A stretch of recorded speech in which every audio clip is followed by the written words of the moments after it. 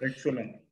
Donc, bonjour à toutes et à tous. Je m'appelle Olivier Bégin-Cahouette, professeur adjoint en enseignement supérieur comparé à l'Université de Montréal et membre du laboratoire interdisciplinaire de recherche sur l'enseignement supérieur, le LIRES. Le LIRES est maintenant un grand regroupement de chercheurs francophones en enseignement supérieur et nous avons cette tradition d'organiser, lorsque l'occasion se présente, des conférences publiques qui portent sur l'enseignement supérieur.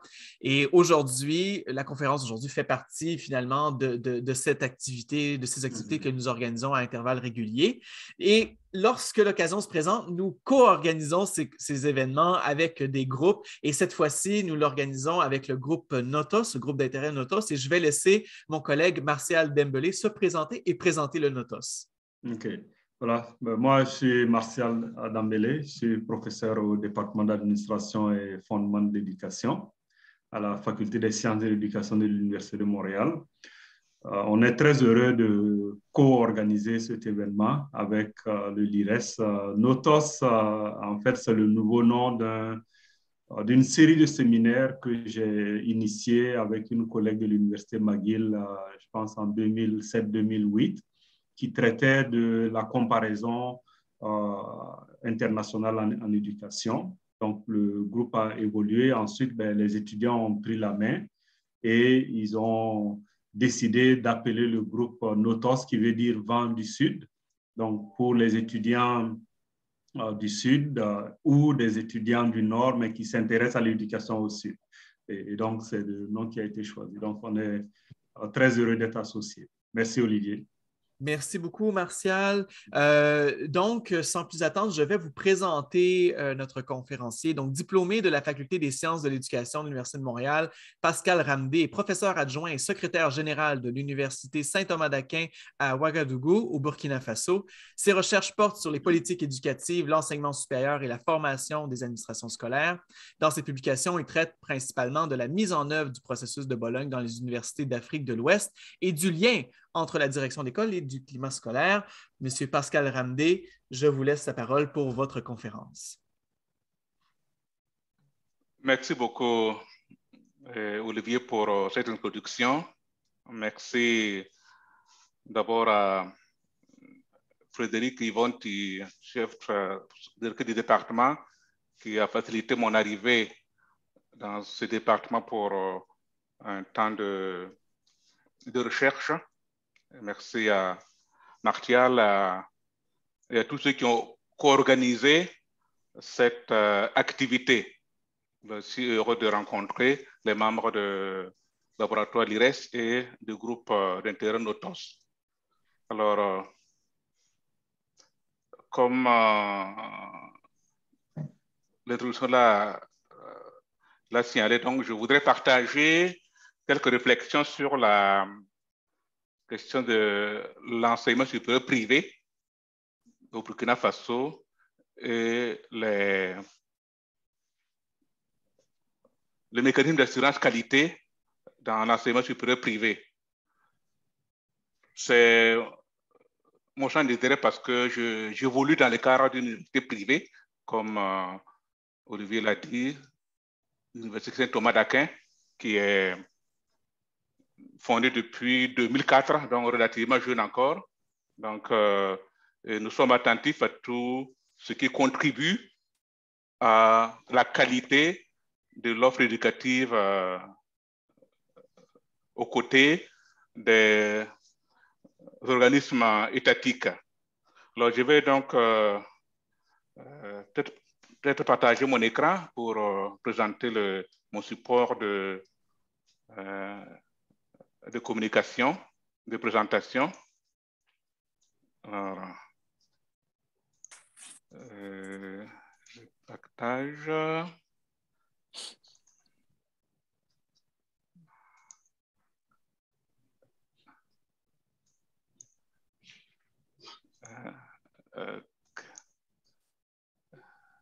C'est bon?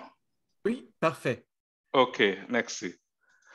Alors, je propose de donner mon propos autour de trois points. D'abord, donner quelques éléments de présentation du pays et de son système éducatif. un survol rapide. Ensuite, parler de l'enseignement supérieur privé dans le pays, quelques éléments pour connaître le système, ce secteur privé de l'enseignement supérieur. Et en troisième point, le point le plus important, donc, objet de cette communication, parler des mécanismes d'assurance qualité dans l'enseignement supérieur au Burkina. Donc, voilà les 3 points que j'essaierai de, autour desquels je vais faire ma présentation. D'abord, premier point, quelques données sur le pays. Bon, voilà une carte pour le situer sur le continent africain. C'est en Afrique de l'Ouest, une superficie de 274 400 km². Selon le dernier recensement général de la population qui était fait en 2019, nous avons un peu plus de 20 millions d'habitants, avec une majorité de femmes, 51, près de 52%, et les moins de 35 ans, donc éventuellement la population touchée, concernée par l'enseignement supérieur, grosso modo, on a près de 80% de la population à moins de 35 ans. Et 26% de la population vit en milieu urbain. Alors, la capitale du pays, c'est Ouagadougou, qui a à peu près 2 millions, près de 2 millions 500 habitants. Alors, le pays est subdivisé en 13 régions administratives. Alors, au niveau de l'éducation, nous avons 2 ministères en charge de l'éducation. Un ministère de l'éducation nationale, de l'alphabétisation et de la promotion de la langue nationale, qui s'occupe du secteur, plutôt du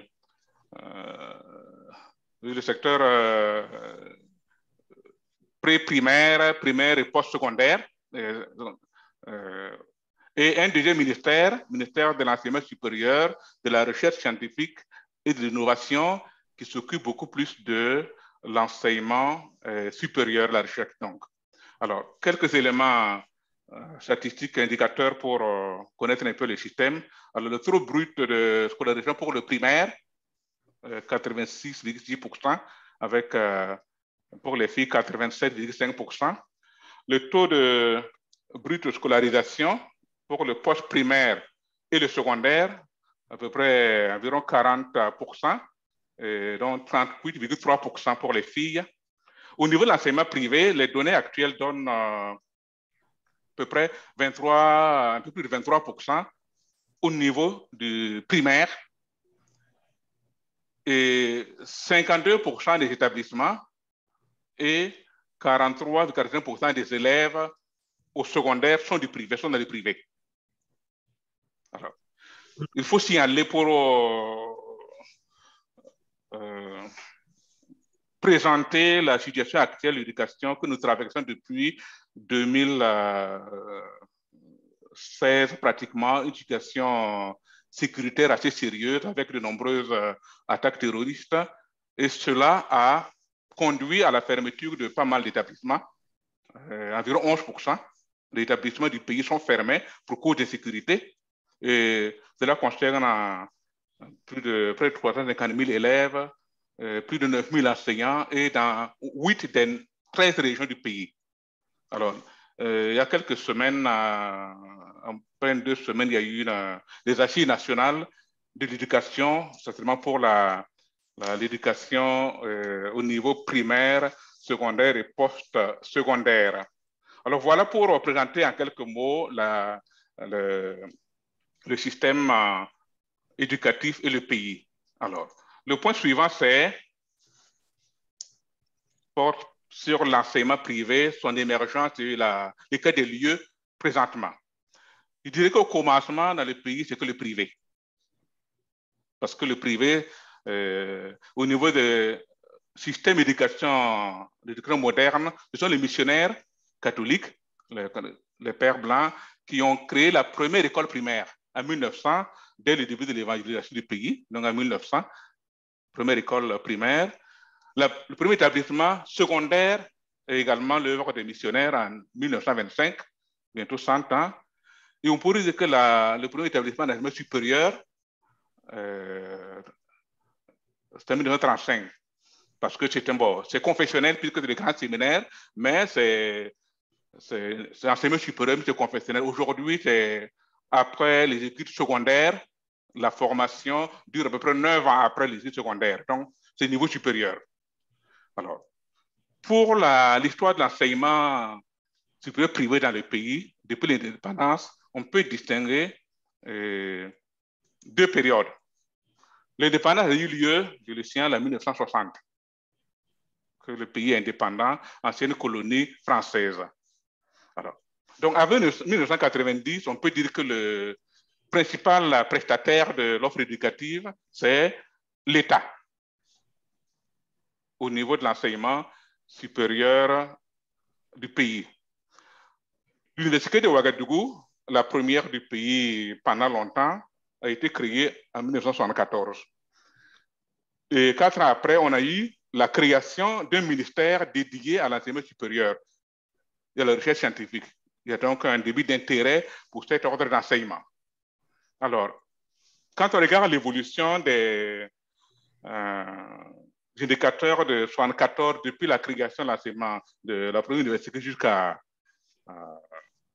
début des années 90, on constate que les nouvelles inscriptions des étudiants sont en hausse. On est passé de 374 en 1974 à 3351 10 ans plus tard, et à peu près 20 ans après la première université, on est à 8813 étudiants. Mais les taux de brut de scolarisation au niveau supérieur sont restés relativement faibles, comme l'illustre le graphique qui est là. Alors, deuxième période après 1990, c'est vraiment l'ouverture de l'enseignement supérieur aux prestataires privés. Il y a eu la création des ministères dédiés à l'enseignement supérieur privé, l'enseignement privé tout court, en 1992. Et un colloque sur l'enseignement supérieur privé a eu lieu en décembre 1992. L'ouverture de 3 premières institutions privées d'enseignement supérieur, c'était également en 1992. Alors, quels sont les facteurs qui ont contribué à l'émergence de l'enseignement supérieur privé? Il faut d'abord noter que on a constaté une baisse de la capacité financière des États, de l'État, à cette période, puisque l'État a signé un programme d'ajustement structurel en 1991 avec les institutions de Bretton Woods, et entre autres clauses, il fallait opérer un partage des coûts de l'enseignement, l'éducation, particulièrement pour l'enseignement supérieur dans le pays. Autre élément, c'est l'attractivité qu'on a du privé au niveau de la population à cause de nombreuses défaillances du secteur public. Du public, il y a eu pas mal de défaillances, mais aussi parce que au début des années 2000, le privé a été, avant les secteurs publics, était les premières universités, les premières institutions à adopter la réforme licence, master, doctorat, qui est le processus de Bologne dans l'espace ouest africain. Donc, c'était comme un label de qualité, donc cela a contribué à l'attractivité du secteur privé au niveau de la population. Alors, l'évolution que l'on constate au niveau de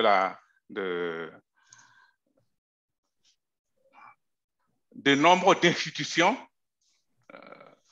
depuis les 15 dernières années, à peu près. On est passé en 2007 de 24 institutions d'enseignement supérieur privé à 120 en 2019. La courbe qui est là montre l'évolution des effectifs au niveau du secteur privé et au niveau du secteur public. Alors, en 2007, on était à 193 étudiants de privé, 17% des étudiants. Et en 2019, on était à 29 714 étudiants dans le privé, soit 20% de l'effectif des étudiants. Alors, pour l'année dernière, quand on conjugue l'annuaire statistique l'année dernière, on avait dénombré 151 305 étudiants, dont 39,4% de filles.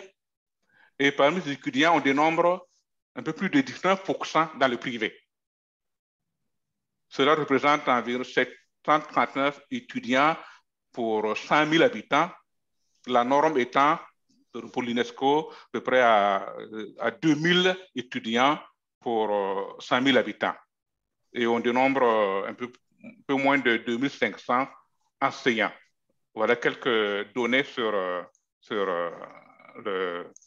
l'évolution des effectifs ou du nombre d'étudiants dans le privé. Alors, quelques éléments pour caractériser l'offre dans le secteur privé. D'abord, on distingue au niveau des institutions deux types d'institutions. Il y a les universités qui, en principe, offrent les programmes de licence, master, doctorat, LMD, et ont un accent mis sur la recherche. Les institutions et une deuxième catégorie, les instituts et grandes écoles, qui en principe n'offrent pas de cycle doctoral et ne mettent pas d'accent particulier sur la recherche scientifique. Alors, les fondateurs, les propriétaires des instituts privés, pour l'année 2019-2020, il y a 3 types de propriétaires. Il y a, sur les 140 institutions d'enseignement privé dénombrées pour l'année en question, alors on dénombre que 135 fondateurs, dont 7 sont des groupes confessionnels, que ce soit confession chrétienne, confession musulmane ou confession chrétienne, catholique chrétienne, évangélique. Alors, 16 mouvements associatifs ou des sociétés anonymes et la plupart donc 112 personnes physiques qui sont fondatrices et propriétaires des institutions d'enseignement privées d'enseignement supérieur. Voilà un peu pour la répartition géographique. Alors, on constate que sur les 140 institutions, plus de 80% sont concentrés dans 3 villes. Ouagadougou, Bobo-Dioulasso et Ouagadougou. Évidemment, bien plus de 110 à Ouagadougou. Et ces trois villes-là abritent les 4 premières universités publiques. On peut donc penser à comme un système de, je ne dis pas de saucissonnage, mais en tout cas les universités privées se fondent à côté des institutions d'enseignement supérieur public. On peut constater. Mais quand on regarde la répartition au niveau des 13 régions, on constate quand même si la plupart des institutions sont dans les villes qui abritent les grandes universités publiques, on peut dire que le secteur privé a assuré une meilleure couverture de l'ensemble du territoire des 13 régions. Pratiquement jusqu'à l'année 2014, 2015, il y a des régions où était présent le secteur privé, mais pas le public. Alors, depuis 2015, il y a eu une politique adoptée par le ministère pour créer dans chaque région une université, ce qui explique qu'il y a un effort depuis lors pour couvrir l'ensemble du territoire d'universités publiques. Donc, voilà pour les différents programmes d'études, pour dire un mot rapidement là-dessus. Alors, le principe, c'est que tout élève qui obtient son baccalauréat dans notre système, c'est le diplôme de fin d'études secondaires, ce qui est différent Le baccalauréat, c'est la licence dans le système. C'est le système français que nous suivons à peu près. Alors, chaque bachelier peut demander son inscription dans le public. Évidemment, cela se fait en fonction du choix de l'étudiant, mais aussi du mérite, selon la note obtenue dans les résultats de l'examen de fin de secondaire, la capacité d'accueil dans les différents programmes d'études. Alors, on constate que 82 à 80% des nouveaux inscrits le sont pour chaque cohorte dans 3 domaines d'études. Selon la démonstration du CITE de la classification internationale. Alors, les sciences sociales, commerce et droit, les lettres et les arts, et ensuite les sciences. Voilà les 3 domaines d'études dans lesquels s'orientent la plupart, plus de 80% des nouveaux inscrits. On constate qu'il y a des programmes qui sont fortement régulés par le public ou même réservés au public. C'est le cas de l'éducation, préparant la formation des enseignants au niveau du secondaire. Une formation universitaire, c'est uniquement se fait dans le cadre des institutions publiques. Également la santé de la politique sociale, c'est un domaine pratiquement réservé au public. L'université où je travaille est fait pratiquement la seule jusqu'à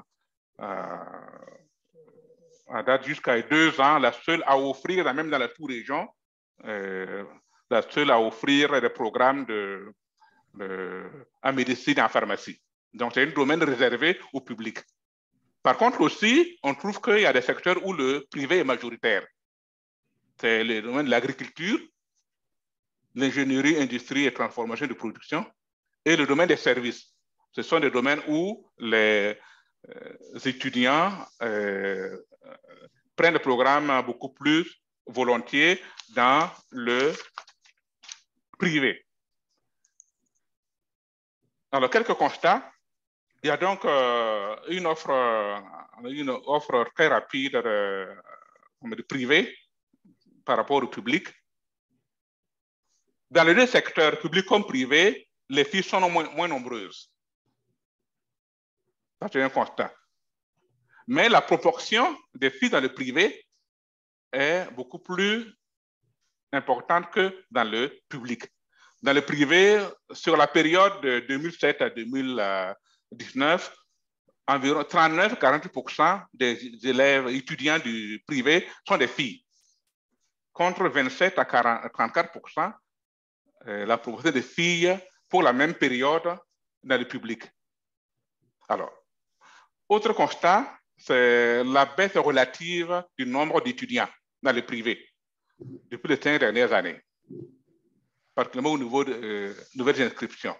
Alors, qu'est-ce qui peut expliquer cette baisse de la proportion du nombre d'étudiants dans le privé? C'est vrai qu'il y a la fondation, la création des institutions publiques dans le pays, mais il y a peut-être aussi un autre élément, peut-être que la question de la qualité au niveau de l'enseignement supérieur privé est un facteur qui explique la baisse. C'est une question que je me pose. Alors, cela donc nous conduit à la 3e partie de notre conférence. Quels sont les mécanismes d'assurance qualité qu'on retrouve au niveau de l'enseignement supérieur privé? Je commence par quelques définitions.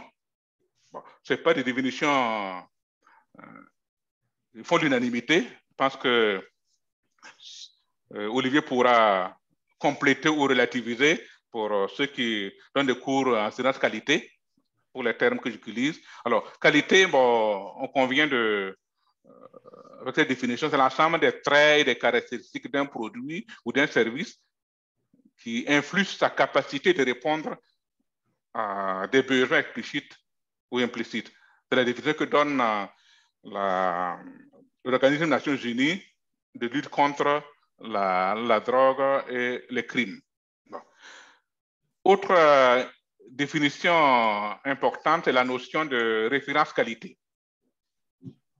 C'est la définition explicite de la qualité adoptée par une institution l'ensemble des valeurs et des objectifs qu'elle se donne dans le cadre de ses missions pour répondre aux attentes légitimes de ses usagers et partenaires, ainsi que de ses personnels. Alors, le référentiel qualité se décline assez souvent en références, en critères et en règles d'interprétation. Donc, la notion d'assurance qualité, je prends cette définition qui est de Materou, comme processus d'examen planifié et systématique d'un établissement ou programme pour voir si des normes d'éducation, de scolarisation et d'infrastructures éducatives acceptables, ils sont respectés, suivis et appliqués.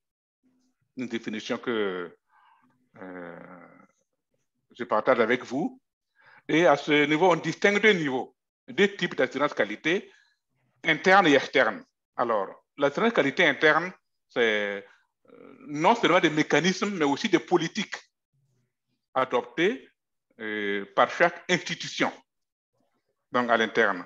Alors, comme mécanisme essentiellement l'auto-évaluation, comme un mécanisme d'assurance qualité interne. Au niveau de l'assurance qualité externe, ce sont des actions donc d'un organisme externe, souvent une agence d'assurance qualité au niveau national ou au niveau régional. Et les différents mécanismes souvent mis en œuvre à l'externe, c'est les évaluations, accréditation ou certification et les audits. Alors, ces différents termes. Évaluation, donc, bon, pour le cas de la qualité, on peut dire le processus d'examen systématique d'un produit, d'un procédé, pour voir, d'un service, pour voir dans quelle mesure il répond à des exigences spécifiées. Et le résultat, c'est la détermination d'un niveau d'atteinte. L'accréditation, c'est le fait d'une tierce partie de l'autorité qui reconnaît formellement qu'une entité est compétente pour effectuer des tâches spécifiques. Le processus aboutit à une décision favorable ou défavorable au regard des résultats.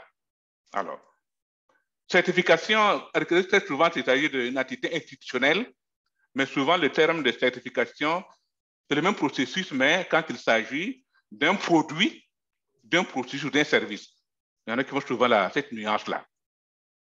L'audit, c'est l'examen méthodique et systématique des activités et résultats en vue de déterminer la pertinence, la conformité, l'efficacité par rapport à des dispositions préétablies.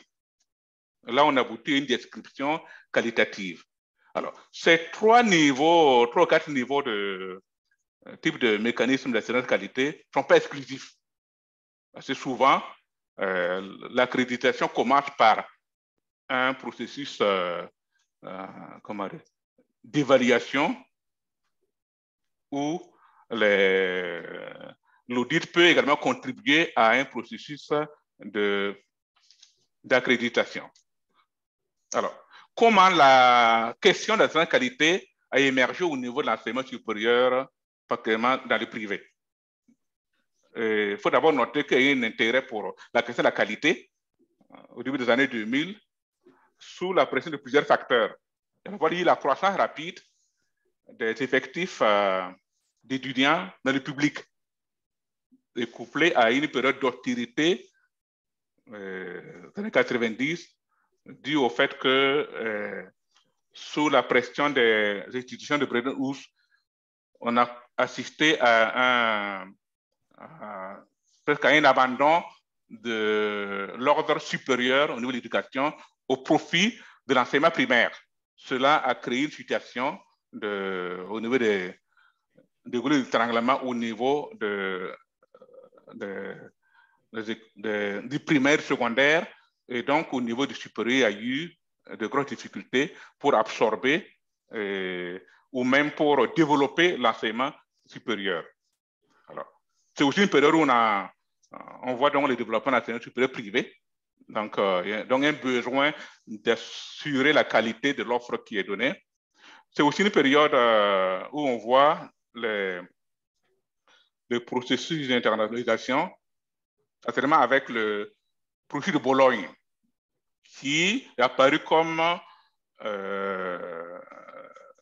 une réforme pour assurer la qualité dans l'enseignement, plus de qualité dans l'enseignement supérieur. Également, on assiste à plusieurs crises universitaires dans la région. Pour le cas de Burkina, il y a une crise universitaire qui aboutit en 2000 à une année blanche au niveau de l'enseignement universitaire public, la seule à l'époque d'ailleurs, une des deux à l'époque, donc il y a eu une fermeture de l'université publique. Donc, tout cela questionne sur le problème de qualité. Mais aussi, il y a eu comme un plaidoyer des institutions internationales pour que l'accent soit mis sur l'assurance qualité dans l'offre éducative. Alors, au niveau continental, nous avons eu en 2014 la signature à Addis Abeba d'une convention sur la reconnaissance des études et des certificats, diplômes, grades et autres titres. Et une des clauses de cette convention, c'était le développement à mettre en œuvre au niveau de l'assurance qualité dans les institutions des pays signataires de la Convention. Alors, j'ai également le CAMES qui est l'organisme de promotion de l'enseignement supérieur privé dans la sous-région qui regroupe 19 États africains qui mentionne comme priorité, comme mission, la qualité d'enseignement de la qualité qui aurait justifié l'adoption du passage de l'LMD, mais aussi au niveau des différents plans stratégiques, cet organisme a voulu promouvoir l'assurance qualité. Alors, Sciences Logiques, une étude a été menée il y a environ 2 années sur l'état des lieux dans le pays pour l'assurance qualité. Alors, quels sont les domaines qui sont habituellement objets d'examen pour les différents mécanismes d'assurance qualité? On dénombre à peu près 12 éléments de l'enseignement supérieur d'institutions qui font l'objet de tel ou tel mécanisme d'assurance qualité.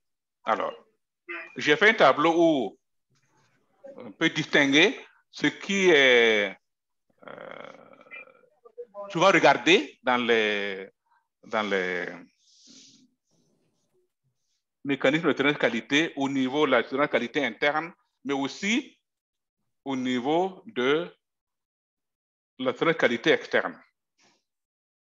Par exemple, les cas de contexte les plans stratégiques, c'est objet de politique de niveau de chaque institution, c'est pour d'avoir par exemple, plan stratégique. Ce n'est pas forcément l'objet de regard particulier lors des mécanismes d'évaluation ou d'accréditation au niveau national ou au niveau régional. La gouvernance est assez souvent... d'abord, il faut noter que tous ces éléments-là font partie soit de mécanismes d'assurance ou de politique d'assurance qualité interne. C'est ce qu'il faut remarquer. Mais au niveau, par exemple, des pratiques actuelles, on peut dire qu'au niveau de l'assurance, qu'est-ce que je veux regarder? La gouvernance, les offres de formation, les ressources humaines, les infrastructures, les équipements et la communication. Puisqu'il faut soumettre, pour tous les éléments liés à ces points, il y a un processus de soumission de demande, d'autorisation, etc., pour pouvoir faire un cahier de charges pour répondre à des attentes au niveau national. Alors, au niveau régional, c'est beaucoup plus de points qui sont présents dans les différents référentiels que le CAMES a élaboré, font des points qui sont souvent l'objet d'évaluation au niveau des référentiels proposés. Voilà les différents les points qui reviennent souvent dans son objet de préoccupation quand on met en œuvre un processus d'assurance de qualité interne ou externe au niveau du pays. Alors, les structures souvent qui s'en occupent au niveau institutionnel, c'est la cellule d'assurance de qualité qui est dont la création a été actée par un arrêté ministériel depuis l'année dernière. Donc, chaque étude doit mettre en place une cellule interne d'assurance qualité. Alors, au niveau national, il y a aussi quelques directions ou des commissions techniques qui souvent sont engagées dans les activités d'assurance qualité pour l'enseignement supérieur privé, en prenant pour référence les cahiers de charges, un cahier de charges pour les institutions privées d'enseignement supérieur et aussi également les régimes des études. Alors, au niveau régional, c'est essentiellement le CAMES. Le CAMES qui est l'agence d'assurance qualité externe au niveau régional, qui a aussi un cahier de charges pour les institutions d'enseignement supérieur et de recherche et aussi des référentiels de qualité qui sont développés. Alors, je voudrais, pour illustrer, prendre quelques exemples que nous avons vécu au niveau de notre université. Donc, au niveau des 3 types d'assurance qualité. Donner l'exemple d'auto-évaluation institutionnelle, donc au niveau institutionnel, un exemple d'évaluation au niveau national et un exemple d'accréditation au niveau régional. Alors, au niveau de l'auto-évaluation institutionnelle, d'abord noter que c'était une initiative propre à l'institution en vue d'élaborer un plan stratégique de développement. Donc, ça n'a pas été imposé, c'est une initiative de l'institution. Alors, nous avons donc cherché un appui qui nous a mené à signer une convention de soutien avec l'AUF en mai 2019. Alors, dans la convention signée, il y avait des clauses bien précises. Il fallait que l'on suive un guide méthodologique d'auto-évaluation précis et de même utiliser un référentiel, c'est celui du CAMES. C'était une clause imposée dans la convention. Alors, le référentiel, assez rapidement, c'est qu'il y a 5 domaines pour cette évaluation institutionnelle. La formation, la recherche, la gouvernance, la vie universitaire, la responsabilité sociétale. Alors, je donne un exemple pour la gouvernance. Il y avait 7 champs. Un exemple de référence, l'institution a une stratégie de gestion des emplois et de compétences. Un critère, l'institution a une politique de gestion prévisionnelle des emplois administratifs et techniques. Et pour élément de preuve à fournir, il fallait démontrer l'existence d'un document relatif à la politique de gestion des emplois. S'il y en a, si on répond oui à la question, il y en a, il faut produire l'élément de preuve. S'il n'y en a pas, c'est 0. S'il y a une preuve partiellement acceptable, on donne 1. Mais si la preuve est là, c'est 2. Voilà un exemple de... alors, les défis liés à ce mécanisme, c'est d'abord la question de gestion du temps, puisque on sait, à cause de la convention signée avec l'AUF, il fallait, on n'était plus autonome dans la gestion du temps qui nous était imparti. Et les référentiels ou la méthodologie qui sont imposés dans le cadre de la convention n'étaient pas toujours adaptés, adéquats pour nos besoins au niveau institutionnel. Entendu que notre objectif est de pouvoir élaborer un plan stratégique. Et l'évaluation devait servir qu'à cela, pour nous. Également, le rôle des parties prenantes était assez pas très clair, parce que par exemple, la convention s'incogitait à nous faire accompagner aux frais de l'AUF par une experte.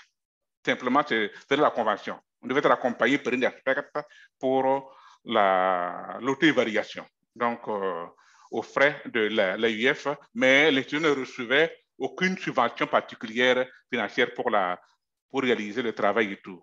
Alors, mais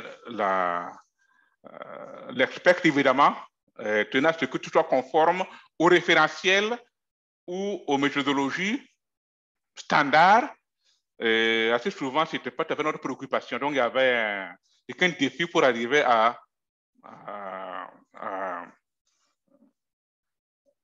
ce que les rôles des différentes parties soient bien compris par rapport à l'initiative que nous sommes donnée. Voilà un premier exemple. Le second exemple, c'est le cas de suivi-contrôle que chaque année, le ministère fait pour les institutions d'enseignement supérieur privées.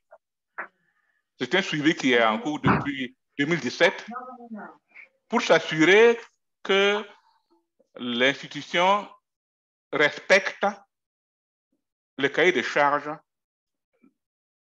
du ministère. Et l'agence, en fait, qui s'en occupe, c'est la Direction générale d'enseignement supérieur. Donc, c'est le ministère même qui est agence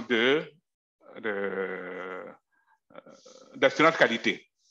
Alors, en 2021, elle a concerné 92 établissements sur 131 qui ont pu être pris en compte dans le cadre de suivi, contrôle. La méthode de déroulement, c'est consisté à des entretiens avec les responsables administratifs selon un questionnaire synthétique. Mais je vais noter que l'entretien lié à des dates que vous ne connaissez pas à l'avance. C'est qu'en de jour même, nous avons reçu un coup de fil à 8 heures pour nous annoncer qu'ils arrivaient à 8h30. Donc, il fallait être prêt pour tout produire pendant. Et les travaux ont duré depuis le 8h30 jusqu'au soir, jusqu'à 20h.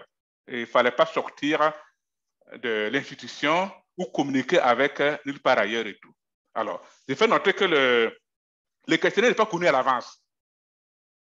Et nous ne pouvons pas non plus le multiplier. Il doit rester confidentiel pendant les travaux pour éviter que d'autres personnes ne soient informées.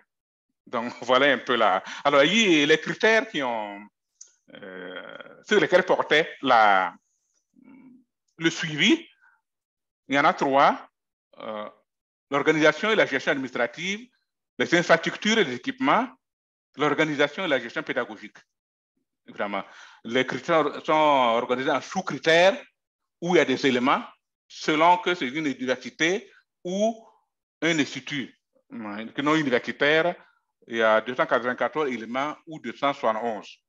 Et pour chaque élément, les notes, c'est noté de 0 à 5. Alors, voilà les critères d'évaluation. Alors, le résultat et les notations, un tableau pour le montrer et tout.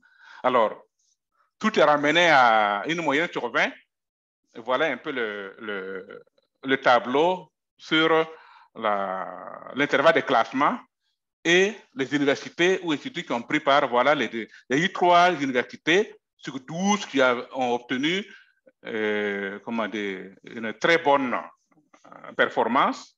Voilà les différents classements.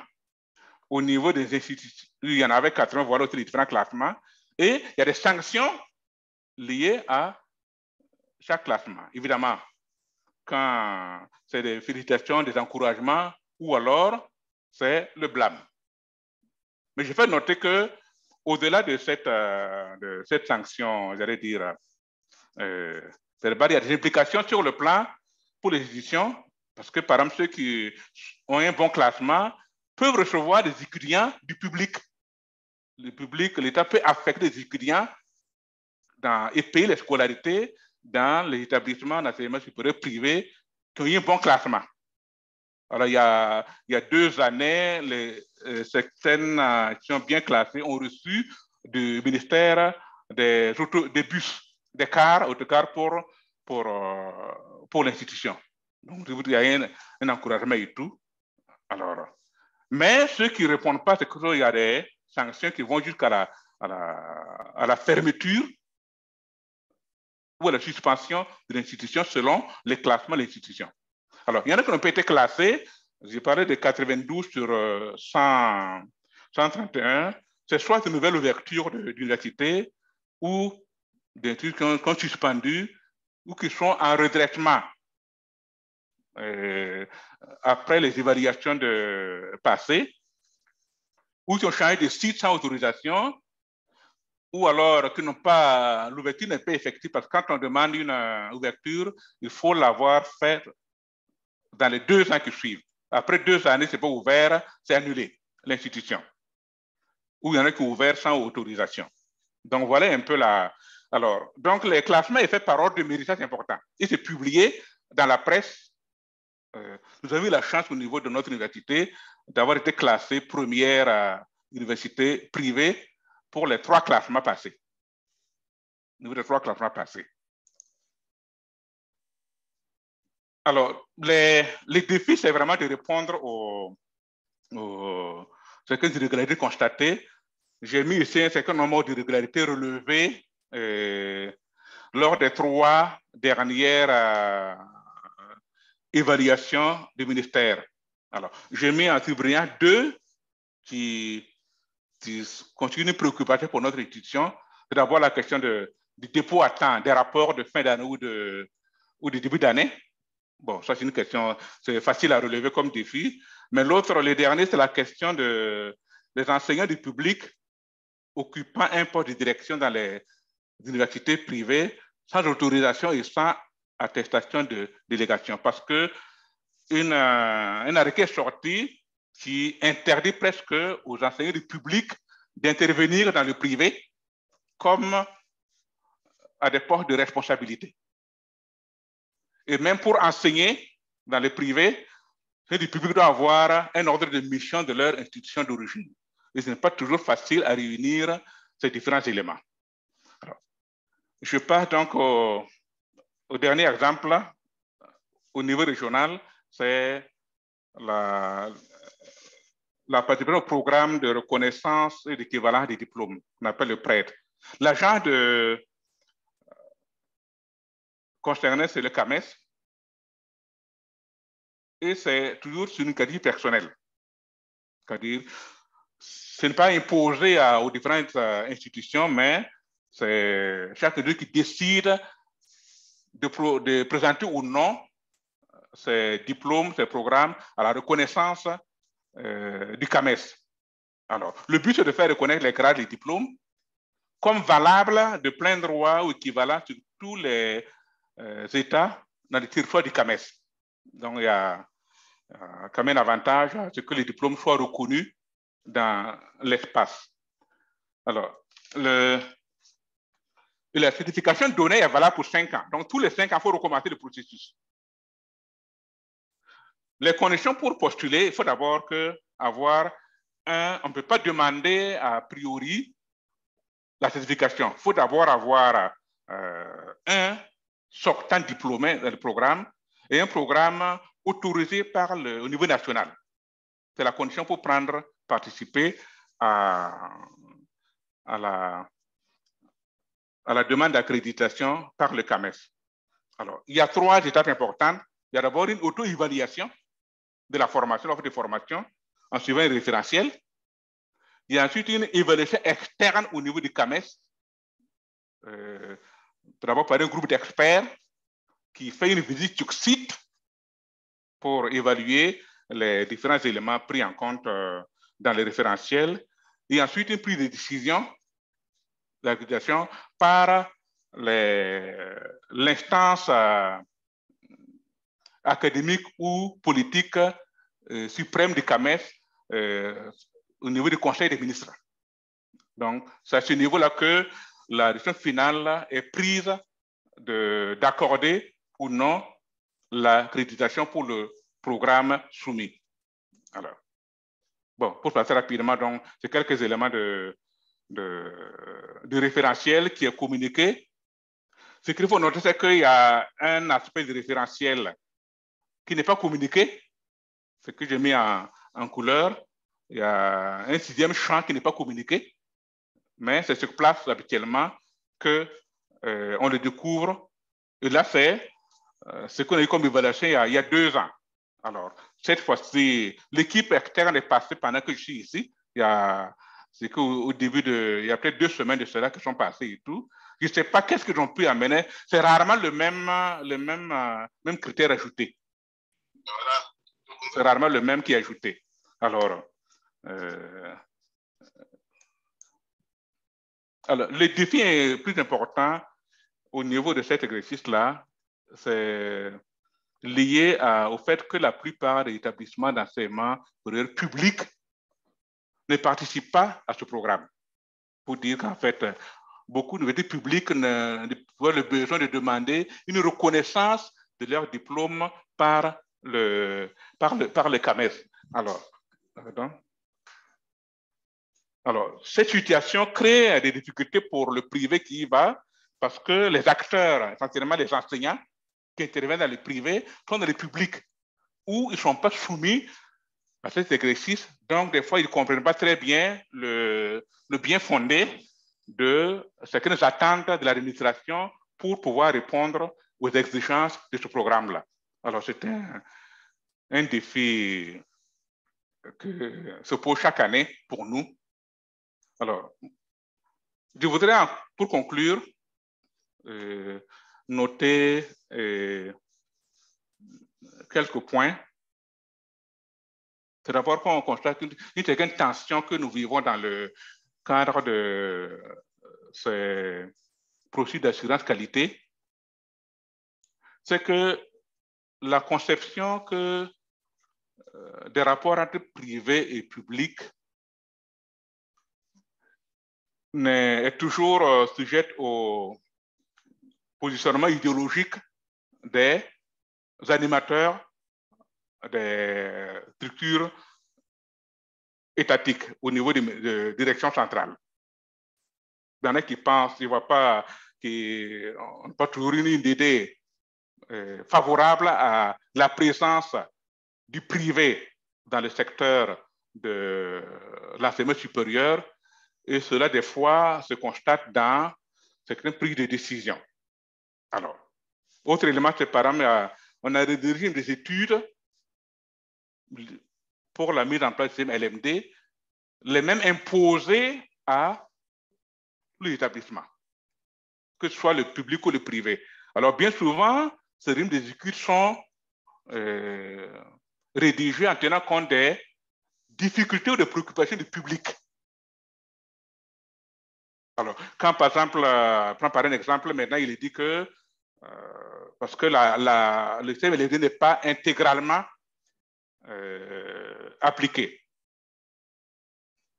On devrait pouvoir avoir une mobilité des étudiants d'une année à l'autre, mais par exemple, il est dit qu'un étudiant qui n'a pas pu réunir les 30 crédits par session, donc on a 2 sessions de l'année, 2 semestres, s'il a 28 crédits au lieu de 30 sur une session, peu importe la session, il doit reprendre toute l'année.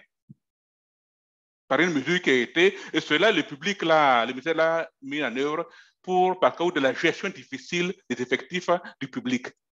Mais le privé n'a pas la même préoccupation. Parce que le privé, la question de passage, quand les étudiants ne sont pas pleinement inscrits à tous les crédits proposés, on est obligé de faire une réduction de scolarité. Et cela porte un coup sur le budget du privé qui vit que des scolarités. Le public n'a pas ce problème parce qu'il y ait 2 ou 3 étudiants dans l'année, c'est financé par l'État. C'est souvent des difficultés liées au fait que le régime avait un régime uniforme pour tous les établissements publics ou privés. Alors, attention à ce niveau-là. Également, au niveau de la qualité exigées pour les enseignants du privé. Il y a à peu près, ce pas des établissements qui sont assez vieux, donc les enseignants ne sont pas arrivés au bout de leur carrière, alors que pour beaucoup de situations, on exige au niveau des textes qu'il y ait des professeurs de rang magistrat, donc de titulaires, ou ce qu'on appelle les maîtres de conférence. Et dans le privé, les professeurs permanents propres au privé, beaucoup ne sont pas encore arrivés à ce stade-là. Donc, on doit faire appel toujours à ceux du public en activité ou à la retraite. Ce qui crée une difficulté pour quand vous faites appel aux enseignants retraités pour l'administration de vos institutions ou bien pour les cours, toute l'administration, on n'a pas ils sont habitués à un fonctionnement du public. Ce n'est pas toujours évident que l'adaptation aux réalités du privé, ce n'est pas toujours évident. Donc, et pour certains cours, on exige tel grade pour donner tel ou tel cours. Si vous n'avez pas, vous faites appel au public. Il y a des contraintes pour l'intervention du public dans le privé. Voilà des lieux de tension que nous percevons. Alors, ce qui est attendu et souhaitable, c'est qu'il y ait vraiment un changement de paradigme au niveau de rapport enseignement privé, enseignement public. Non pas en termes de concurrence ou d'une option par défaut, mais d'une complémentarité de deux secteurs d'enseignement. Évidemment, il faut une certaine autonomie si on veut que le privé apporte sa part dans une offre éducative de qualité. Il faut une certaine autonomie du privé. Évidemment, autonomie encadrée, j'en conviens, pour que les dérives, mais il faut une minimum d'autonomie de décision au niveau des politiques, au niveau des formations. Alors, le fait aussi que beaucoup d'enseignants, beaucoup d'établissements publics ont mis du temps à se mettre dans la démarche de cette qualité, cela joue sur l'ensemble du système. Alors, aller par exemple au programme d'équivalent des diplômes, le public n'en a pas besoin, ne pourrait pas besoin d'y aller et tout. On peut supposer qu'on y va pour avoir un enseignement de qualité. Si c'est le cas, pourquoi donc en privé ceux qui sont étudiants du public? Donc, cette culture de la qualité devrait aussi être la préoccupation, faire l'objet d'un engagement plus conséquent au niveau des établissements d'enseignement étatiques. Voilà donc quelques éléments qui peuvent permettre d'évoluer au niveau de la qualité de l'enseignement supérieur privé dans le pays. Voilà donc, je vous remercie. Je vous remercie énormément, M. Pascal Ramdé, pour cette présentation très complète et riche, particulièrement riche en informations.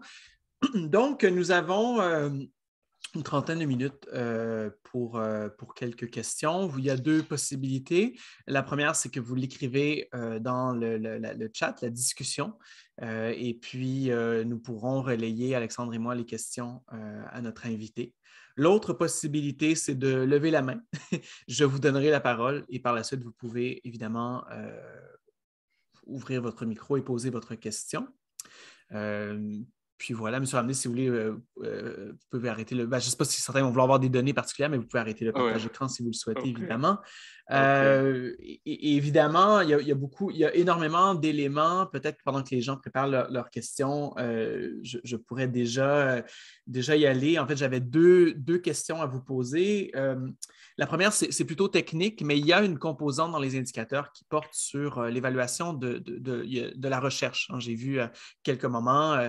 Et c'est toujours plus délicat, ce genre d'évaluation. Pas nécessairement plus délicat, mais c'est une autre façon d'évaluer. que l'évaluation de programme, par exemple. Et donc, je serais curieux de savoir qu'est-ce que les évaluateurs, que ce soit dans les auto-évaluations ou gouvernementales ou au niveau régional, qu'est-ce que les évaluateurs vont chercher? Est-ce qu'ils regardent le nombre de publications? Est-ce qu'ils regardent les subventions obtenues? Quoique j'imagine que dans certains contextes, ce n'est peut-être pas un indicateur extrêmement pertinent. Est-ce qu'ils regardent les citations, par exemple? Allons-y. Voilà. Donc, ça serait peut-être pour moi, je m'intéresse beaucoup à la production de recherche, donc je serais curieux de voir comment c'est intégré dans l'assurance qualité. Et la deuxième question, puis après, je vois que d'autres en ont, donc je ne prendrai pas trop de temps. Évidemment, ce que vous avez montré, c'est qu'il y a beaucoup de niveaux d'évaluation. Il y a beaucoup d'acteurs impliqués. Il y a beaucoup de documents à fournir. Et je me dis, toute cette grosse machine, infrastructure qui s'est mise en place, est-ce qu'elle a eu, à votre avis, puis il n'y a peut-être pas de données là-dessus, mais dans votre expérience peut-être, est-ce qu'elle a eu des impacts sur, par exemple, l'embauche de professionnels? Est-ce que les universités ont dû se doter d'une armada de professionnels capables de répondre à tous ces formulaires, à toutes ces demandes? Donc, des gens qui sont finalement embauchés que pour réussir à répondre à des exigences gouvernementales, donc un coût finalement. Et le deuxième, est-ce que ça a eu un impact sur le travail des professeurs, en ce sens que certains indicateurs sont liés carrément aux activités pédagogiques? Vous avez parlé des soutenances, comment ça se déroule, les procès-verbaux. Est-ce que ça a eu un impact, vous pensez, sur la charge de travail du personnel des gens employés? Dans le fond, c'est l'idée de comprendre la qualité est un objectif noble, mais quels sont les coûts pour l'établissement impliqué? Donc, voilà, c'est mes deux questions. Merci. OK. Alors, je ne sais pas, je réponds tout de suite ou j'attends. Qu'est-ce qui est? Je réponds tout de suite avant de passer à... Si vous êtes à l'aise, éventuellement. OK, d'accord. Alors, une question relative à l'évaluation de la recherche. Comment elle se fait? Alors, au niveau du CAMES, il y a un référentiel d'évaluation de la recherche. Ça, c'est d'abord...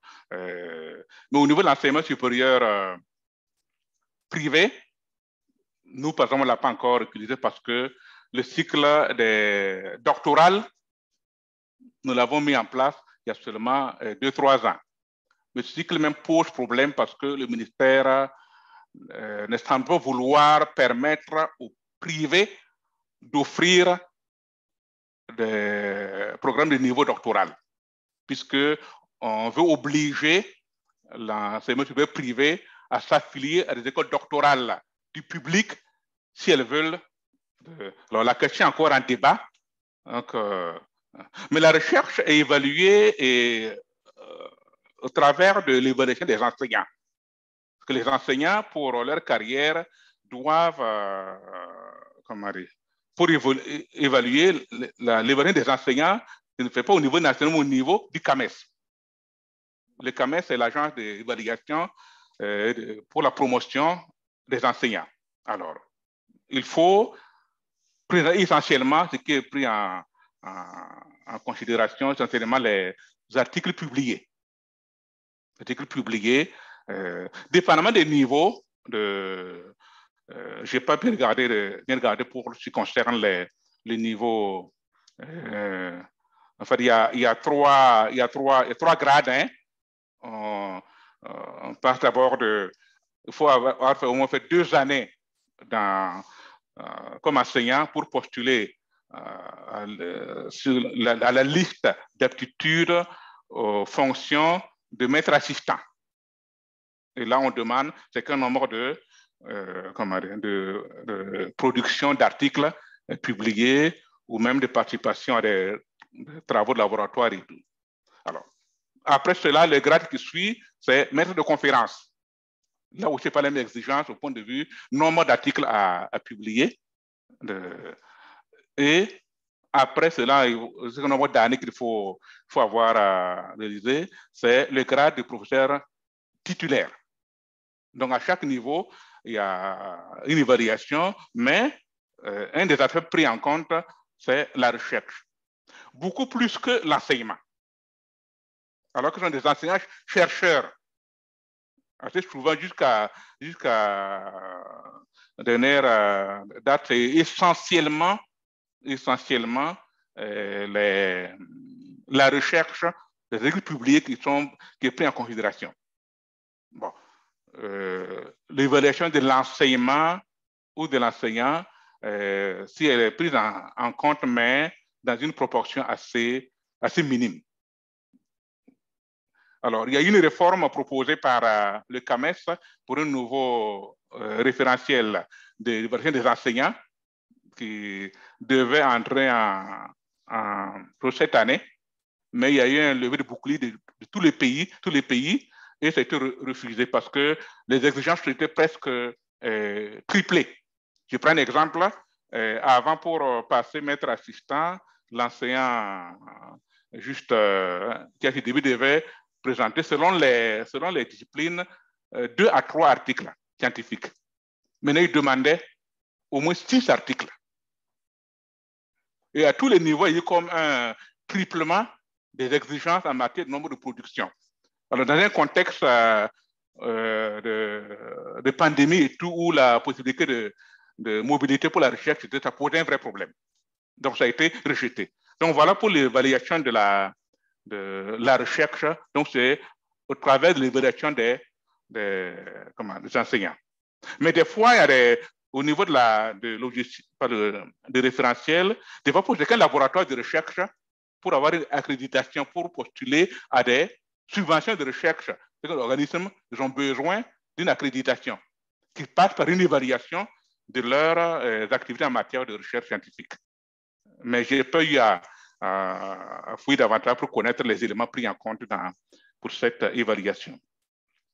Alors, au niveau du personnel, s'il y avait une émergence du personnel pour répondre aux enjeux liés à mécanisme de qualité du niveau national, et pour le moment, je peux dire qu'il n'y a pas de personnel externe en tant que tel, mais il y a un effort de formation parce que la plupart c'est les enseignants eux-mêmes ou les administrateurs qui sont les acteurs du processus. Mais beaucoup n'ont pas eu une formation de cette qualité. Alors, il y a une formation qui se fait de plus en plus pour donner à ces personnes les compétences pour agir, mais il n'y a pas, à parler, un appel de ressources nouvelles extérieures à l'université, à ma connaissance.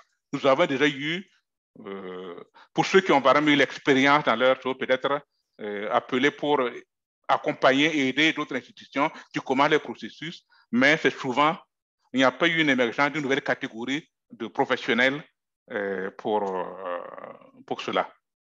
Alors, le travail des professeurs, évidemment, a un impact pour le travail des enseignants. Je prends un exemple.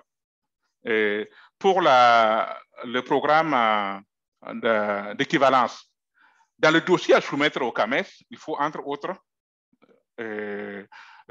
produire pour le programme donné, pour chaque enseignant, ou pour chaque cours, il faut produire le syllabus du cours.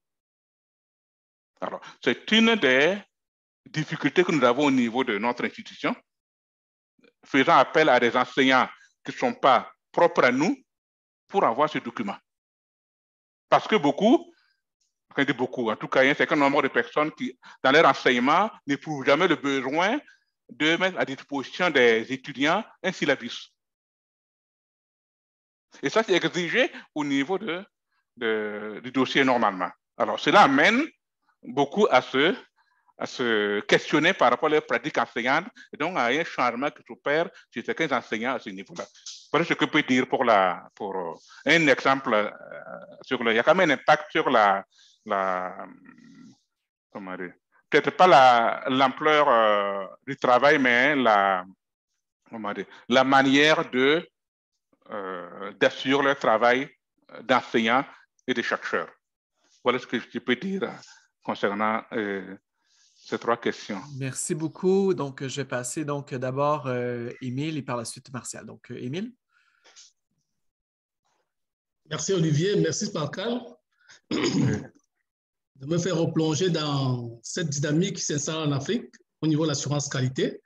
Pour dire que par rapport au dernier élément que vous avez pensé sur les mécanismes d'assurance qualité, j'ai eu effectivement accompagné des universités au Burkina Faso par le programme AEF CAMES sur les référentiels. C'était en fait une façon d'expérimenter les référentiels CAMES à travers leurs domaines, les différents domaines institutionnels, recherche, ainsi de suite. Alors, la semaine passée, effectivement, le problème que Olivier pose là, c'est posé sur les guides méthodologiques. On a eu l'impression que le guide méthodologique était fait pour l'ensemble des référentiels. Et les chercheurs qui étaient sur place sur la deuxième phase d'accompagnement, c'est-à-dire qu'il y a eu une première phase que vous avez participé, il y a eu une deuxième phase également d'accompagnement par des experts externes, ont posé justement le problème sur la façon de faire une auto-évaluation liée à la recherche. Effectivement, c'est tout à fait différent de ce qui se passe avec les auto-évaluations institutionnelles. Alors, lorsque vous regardez le référentiel CAMES en matière de recherche, vous allez vous rendre compte qu'il est pratiquement composé de, je crois, 6 domaines. Qu'est-ce qu'on regarde à l'intérieur? L'organisation et la gestion de la recherche, les ressources humaines, les programmes de recherche de l'institution, l'évaluation de la recherche. Quand on dit évaluation de la recherche, ici, c'est l'évaluation de la politique de la recherche. Et il y a un autre domaine sur la diffusion et la valorisation des transferts des résultats. Qu'est-ce qu'on veut regarder? On regarde si l'université s'est dotée d'une politique de diffusion des résultats de la recherche. On regarde si une université a une politique de transfert des résultats de la recherche. Et finalement, le dernier domaine est généralement le domaine du financement de la recherche, à savoir les sources et les modalités de financement de cette recherche-là. Pour répondre un peu à la question d'Olivier, c'est vraiment, on s'est posé la question la semaine passée en disant que il faut un guide méthodologique à part entière pour l'évaluation, l'auto-évaluation de la recherche selon les référentiels CAMES d'évaluation. Et le CAMES compte actuellement plus de 6 référentiels qui vont sortir, je crois, dans 2 ou 3 semaines et qui vont intégrer un référentiel sur l'employabilité et le partenariat. Donc, il y a un guide qui est en train d'être fait et il y a des référentiels qui sont en train d'être élaborés. Alors, la dernière question que Olivier pose est justement sur un corps de métier professionnel pour cet aspect-là. Il n'y en a pas. Il n'y a pratiquement pas. C'est-à-dire qu'on va dans ce sens-là où on forme des gens, des enseignants, et on fait une remarque, c'est que lorsque les enseignants sont impliqués dans les processus d'assurance qualité, dans la mise en place des cellules d'assurance qualité, ce sont des cellules d'assurance qualité qui ne fonctionnent pas du tout. Parce qu'ils concentrent plus le temps à l'enseignement et à la recherche. Les seules cellules qui fonctionnent, en fait, ce sont des cellules où on a intégré l'enseignant qui est directeur d'une cellule et un secrétaire exécutif qui est en fait un professionnel. Et nous allons dans ce sens-là où nous voulons amener nos universités à comprendre qu'il y a un corps qu'on appelle le personnel de l'appui d'emploi dans les universités camerounaises qui en fait consomme 70% des budgets des universités en termes de salaire, qu'il faut les réorienter pour qu'ils deviennent des véritables professionnels qui peuvent intégrer le fonctionnement des universités. Bon, maintenant, revenons un peu à la présentation générale de Pascal. En fait, au Cameroun, en Afrique en général, on a 2 tendances qui s'opèrent et je crois que nous nous retrouvons dans la même vague avec le Burkina Faso. Vous avez une grande tendance qui bascule vers des agences d'assurance qualité, c'est-à-dire l'État décide de déléguer une partie de leur portion à ces agences-là et une partie de l'Afrique francophone qui est restée avec les directions du développement de l'enseignement supérieur. C'est le cas du Cameroun avec le Sénégal. Alors, il se pose généralement ce problème-là au niveau de ces 2 États. Le directeur du développement de l'enseignement supérieur la semaine passée me répondait que comme nous sommes dans un pays des gens intègres, le Burkina Faso, en fait c'est comme ça que nous appelons, ces commissions fonctionnaient à merveille pour assurer la qualité des offres de formation. Et dans ces 2 aires au niveau francophone, vous allez vous rendre compte que les agences d'assurance qualité, là où ça existe comme le Sénégal, mettent au même pied d'égalité les instituts privés et les instituts publics. C'est-à-dire, quelle que soit l'offre de formation qui doit être validée, que ce que vous soyez au public ou au privé, vous passez devant un processus bien établi d'auto-évaluation et d'évaluation externe et d'accréditation par l'agence. Ça se passe par exemple au Sénégal, en Guinée et au Mali. Mais par contre, au Cameroun, ce sont des commissions en fait d'enseignement supérieur privé qui agrémentent. Et une chose particulière, par exemple, au Cameroun, c'est que tous ces instituts privés, en dehors des universités confessionnelles qui sont catholiques ou bien protestants, toutes ces universités privées ou instituts privés sont sous la responsabilité des universités d'État. Le paradoxe. C'est-à-dire, si vous voulez fonctionner au Cameroun avec un institut privé, vous devez non seulement avoir la demande des ministères, mais également être sous la tutelle d'une université d'État qui accepte d'accompagner ce programme. Là, il se pose donc de sérieux problèmes en termes de qualité. On se demande si un aveugle peut conduire un autre aveugle. Là, c'est pour être politiquement correct. Est-ce que je peux, pardonnez-moi de vous couper, parce que je vais laisser du temps aux autres questions. Est-ce que je peux vous amener vers votre question? Est-ce que vous aviez une question pour Pascal ou... Bon, en fait, c'était beaucoup plus pour renforcer l'idée de Pascal par rapport au fait que dans ces aires géographiques, les universités privées et publiques ne sont pas prises au même pied d'égalité par rapport aux pays où on a des agences. Et une chose qu'il faut souligner, c'est que le CAMES, en fait, est d'abord une agence de grade, pour le changement de grade. Elle s'est intégrée, elle a eu une vocation d'accréditation qui n'est pas en réalité encore validée par les États membres. C'est pour ça que vous allez voir que, par moment, pour qu'il puisse donner une accréditation réelle, il faut qu'il s'assure que l'État membre a d'abord validé le programme. Bon, bref, je suis très content d'avoir entendu Pascal et ça m'a permis de me ressourcer, de revoir exactement ce que nous faisons au quotidien parce que nous sommes de ce côté-ci pour les professionnels en matière d'assurance. Merci bien, Émile. Je passerai donc à la question de Martial Dembélé et par la suite, on pourra passer à celle de Eya dans les commentaires. Merci. Ouais. Ben, il faut peut-être laisser Elia y aller. Eya y aller. Moi, je vais attendre. Bon, ben, parfait. Est-ce que dans le... Vous voulez, voilà, je peux peut-être la lire. Là. Je ne sais pas si Alexandre, tu voulais la lire ou je vais le faire, je suis là. OK. Donc, en fait, Eya demandait quel est l'impact de tous ces mécanismes d'assurance qualité sur l'autonomie institutionnelle et l'autonomie ou la liberté professorale. Et pensez-vous que le classement selon la qualité des universités peut créer des écarts entre le secteur public et le secteur privé? Pardonnez-moi.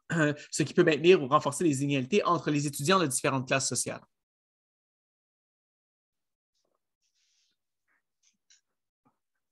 OK. Alors, il y a deux autres questions. Hein? Oups, j'ai manqué un bout. C'est bon. Oui. Peut-être qu'on peut commencer. Bon. Donc, et l'autre, vous avez mentionné. Ben, en fait, peut-être que je suis rendu là. Eya, voulez-vous les mentionner? Je pense que vous y allez parce que. Oui, c'est mieux. En fait, les deux autres questions, c'est en rapport avec le genre. Vous avez mentionné que les filles sont plus présentes dans les établissements privés. Sont-elles plus présentes ou inscrites en majorité dans des écoles religieuses? Et la dernière question, avez-vous des données concernant l'égalité du genre dans les deux secteurs d'enseignement supérieur, que ce soit pour les étudiants des cycles supérieurs et pour les professeurs? Genre la répartition du corps professoral dans les deux secteurs selon le genre. Merci.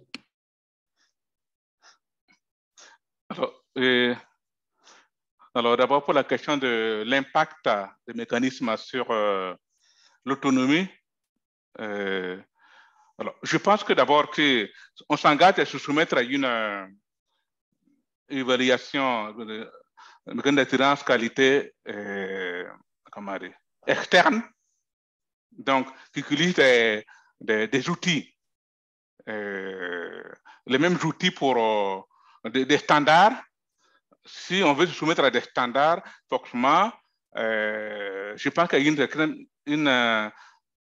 certaine perte d'autonomie, de liberté d'action, de fait que les standards sont les mêmes pour tous. Donc, je ne pense pas qu'il y ait un impact particulier en termes de peut-être qu'il y ait plus d'autonomie des institutions ou des enseignants du fait de ces mécanismes d'assurance qualité. Je n'ai pas vu un progrès particulier à ce niveau-là de l'autonomie des institutions. Oui.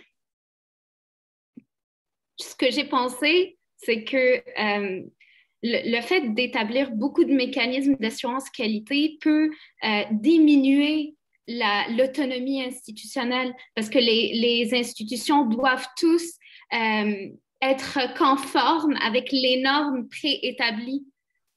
Donc, ce qui peut impacter la différenciation de l'offre académique par les différents établissements, puis diminuer l'autonomie institutionnelle aussi. Oui, je suis d'accord avec vous, puisque les standards étant les mêmes, il y a quand même une tendance à l'uniformisation, puisque ça produit des standards qui est le même pour tous. Donc, cette uniformisation plus ou moins imposée réduit, je suis d'accord avec vous, l'autonomie au niveau institutionnel. Je suis d'accord avec vous pour cela. Oui. Alors, pour ce qui concerne la question du genre, au niveau de la... je n'ai pas sous les yeux des chiffres et tout, mais de manière générale, il est clair qu'au niveau du privé, le rapport genre est beaucoup plus...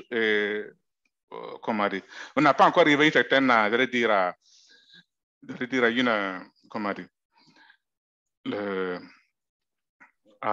une égalité, une parité de... Mais le privé, on connaît que le privé contribue à l'améliorer les idées de parité, genre au niveau de l'enseignement supérieur privé. On constate une évolution positive dans le cas de notre université depuis pratiquement presque une dizaine d'années. On a entre 51 et 52% de filles. Il y a toujours plus de filles que de garçons depuis quelques années. Bon. À quoi cela est dû? Bon, c'est vrai aussi qu'au niveau de la proportion de la population, il y a beaucoup plus de filles que de... Mais peut-être aussi qu'avec les difficultés que le public connaît, parce que par exemple chez nous, beaucoup de publics vivent depuis plusieurs années un décalage, un chevauchement des différentes années. La crise qu'il y a eu en 2020 et aussi la mise en œuvre de la réforme LMD a mené à ce qu'une université, par exemple, actuellement, qui sont encore en train d'achever, par exemple, l'année universitaire 2018-2019 actuellement. Il y en a qui, au lieu de faire un baccalauréat, une licence en 3 années, vont peut-être mettre 4 ou 5 ans ou 6 ans pour le faire. Alors, les conditions étaient peut-être beaucoup plus difficiles au point de vue, de travail au niveau du public. Probablement que beaucoup de parents qui ont des possibilités orientent volontiers leurs enfants, et peut-être même plus les filles, dans un cadre beaucoup plus, j'allais dire, sécuritaire, entre guillemets, pour cela, peut-être un facteur qui peut contribuer à cet aspect. Mais il faudra plus davantage pour comprendre pourquoi il y a beaucoup plus de filles que de garçons dans le privé. Voilà ce que je peux dire. Est-ce que donner sur la parler de majorité non pour la présence par rapport à école conventionnelle ou non. Je connais l'exemple de notre musique qui est pas confessionnelle, mais plutôt qui est propriété de groupes confessionnels, parce que c'est les programmes officiels qui sont donnés dans ces universités et tout. En tout cas, à ce niveau, il y a une proportion plus importante de nombre de filles. Mais au niveau des enseignants, c'est encore la parité, et on est encore un peu plus loin au niveau des enseignants. Il y a encore une très forte proportion d'hommes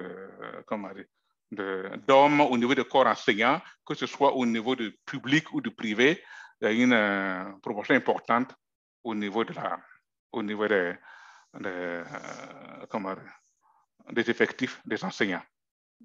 C'est assez lent, l'évolution. Je n'ai pas fait des études pour voir l'évolution de l'indice de parité pour le privé, mais pour le moment, il y a une disproportion entre le nombre de femmes, d'hommes au niveau des corps enseignants.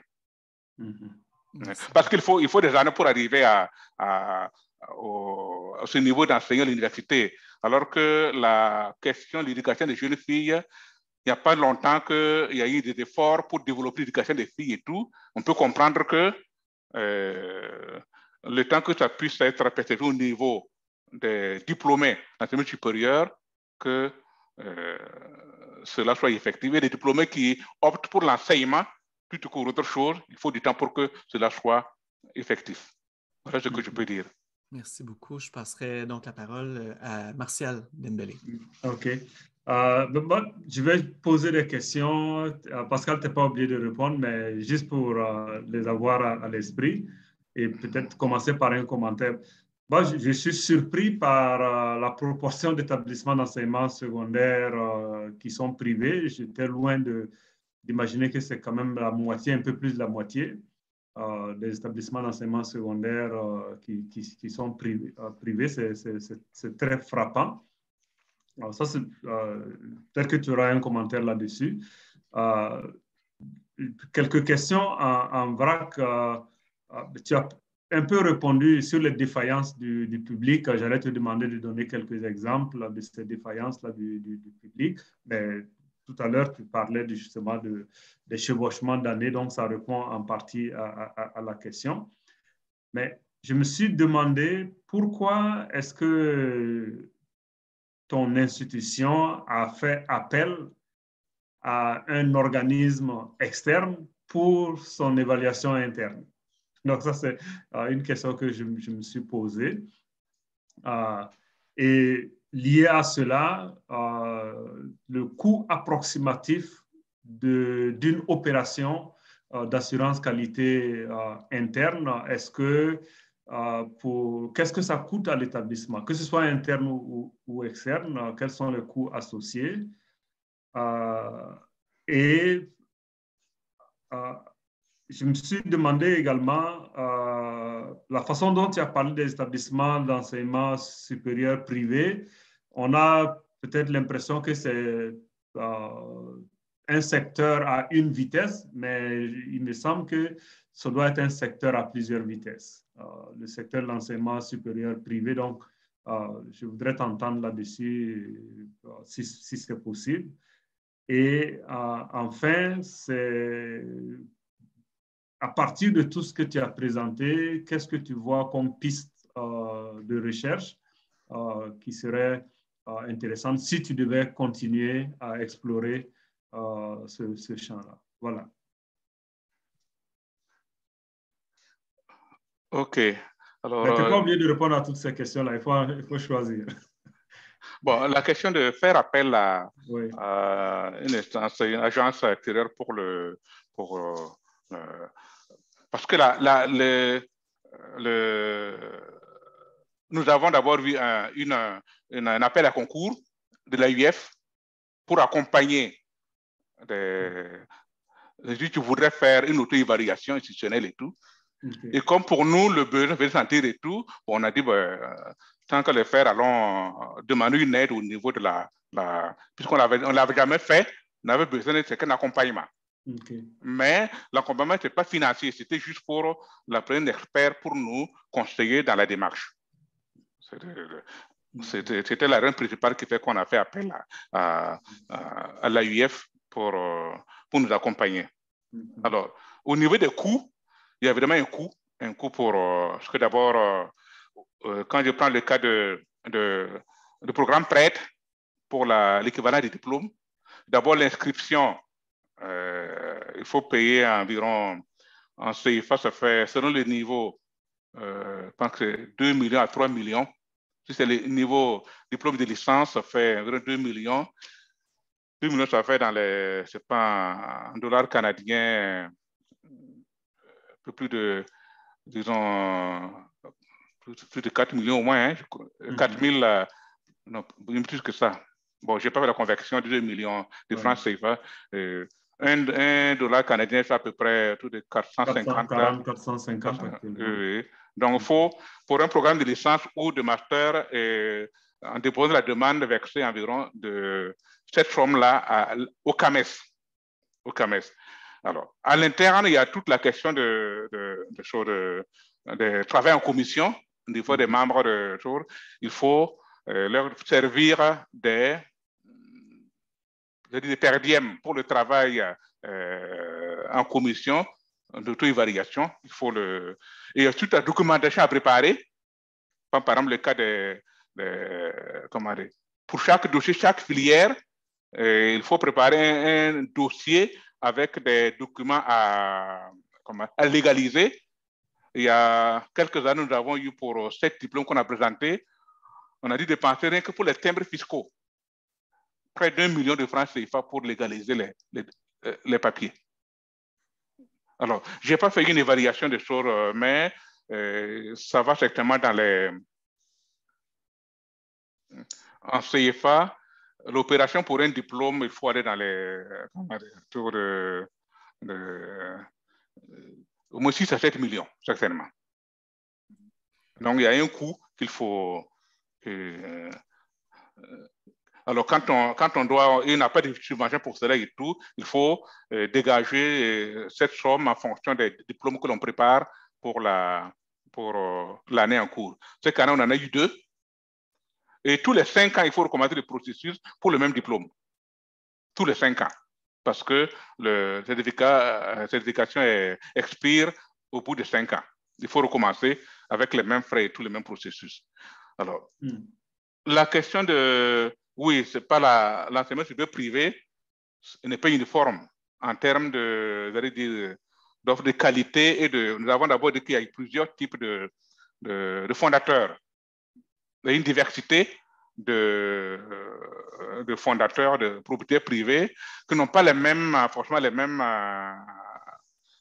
missions, enfin les mêmes objectifs dans la création de ces institutions. Donc, nous avons d'abord eu même au niveau du classement des derniers suivis contrôle que c'est assez diversifié, la qualité des différentes institutions. Ça veut dire qu'il y a plusieurs types, la qualité à plusieurs vitesses, j'allais dire. L'offre n'est pas de qualité uniforme. C'est cela aussi qui fait une certaine concurrence entre les différentes institutions d'enseignement supérieur privées. Les gens ont tendance à aller où ils le trouvent pour le même programme parce que les profs ne sont pas les mêmes vous avez un mal classé ou bien classé. Si le programme est vraiment offert à l'établissement, vous avez plus ou moins le choix. Parce que peut-être que le programme n'est pas ailleurs, vous n'avez pas le choix que d'y aller, même si c'est une institution de qualité moindre. Parce que l'offre n'existe nulle part ailleurs. Ce que je peux dire un peu Merci beaucoup. Merci, Pascal. Je vous remercie parce que simplement, je sais que d'autres personnes ont probablement des obligations cet après-midi. Alors, évidemment, je remercie le professeur Pascal Ramdé pour sa présentation, sa conférence et son ouverture à répondre à toutes ces questions très variables qui portaient sur l'assurance qualité, mais aussi sur le Burkina Faso lui-même et comprendre davantage le contexte particulier de l'enseignement supérieur en Afrique. Donc, merci beaucoup pour le temps que vous avez pris avec nous. Je remercie tout le monde de la présence. Évidemment, cette conférence sera éventuellement diffusée sur la chaîne YouTube du LIRES et je vous invite à vous tenir au courant des événements prochains qui seront organisés à la fois par le NOTOS et par le LIRES. Je vous souhaite une excellente journée. À très bientôt. Merci, Olivier. Merci beaucoup. Merci.